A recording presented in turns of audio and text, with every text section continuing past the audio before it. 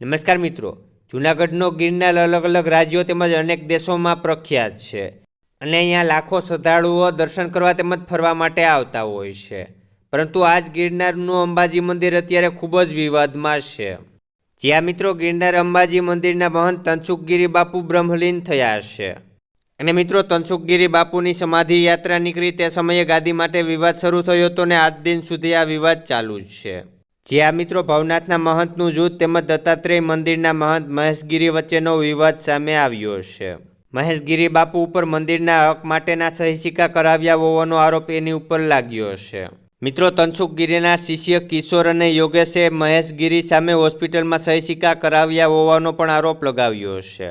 જ્યાં મિત્રો તનસુખગીરી પાસેથી હોસ્પિટલમાં જ મહેશગીરીએ સહી સિક્કા કરાવી લીધા હોવાનો આરોપ તેમના શિષ્યોએ લગાવ્યો છે. અને મિત્રો કિશોરભાઈના આરોપ બાદ મહેશગીરીએ જવાબ આપ્યો છે કે મને તનસુખગીરી બાપુએ ધ્યાન રાખવા કહ્યું હતું અને સહી સિક્કા ડોક્ટર અને વકીલની સાક્ષીમાં કરાવ્યા છે.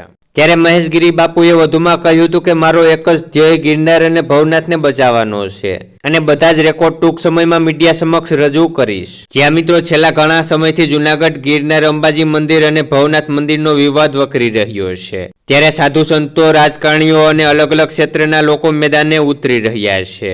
ત્યારે મિત્રો આ બધા વચ્ચે જૂનાગઢના એડવોકેટ હેમાબેન શુક્લાએ હેલ્થ ડિપાર્ટમેન્ટ અને ઇન્ડિયન મેડિકલ એસોસિએશનના આ મામલે પત્ર લખી યોગ્ય કાર્યવાહી કરવા રજૂઆત કરી છે. અને પત્રમાં તેમણે રાજકોટની ગોકુલ હોસ્પિટલના ડોક્ટર અને જે લોકોએ બાપુના સહી સિક્કા લીધા છે તેને ગંભીર ક્રાઇમ કર્યું હોવાનો આક્ષેપ કર્યો છે. ગોકુલ હોસ્પિટલના આઈસીયુમાં થોડા દિવસે પણ સગાવાલાને જવા દેવામાં આવતા નથી અને ત્યારે અડધી રાતે એક ગેંગ દ્વારા કોમામાં રહેલા માણસ પાસે તેના લખાણમાં અંગૂઠો લેવામાં આવે છે.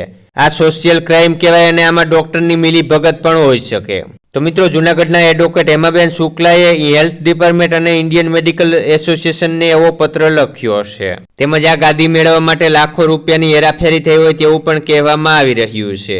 પરંતુ હજી કાંઈ પણ ખુલાસો થયો નથી. તો મિત્રો આગળ જે પણ માહિતી આવશે તે અમે વિડીયોના માધ્યમથી તમારા સુધી પહોંચાડતા રહેશું. તો આવી જ રીતે પડે પડના તાજા સમાચાર દરરોજ તમારા મોબાઈલમાં મળતા રહે માટે નીચે આપેલ કાળું સબસ્ક્રાઇબનું બટન દબાવી ચેનલને સબસ્ક્રાઇબ કરી લેજો.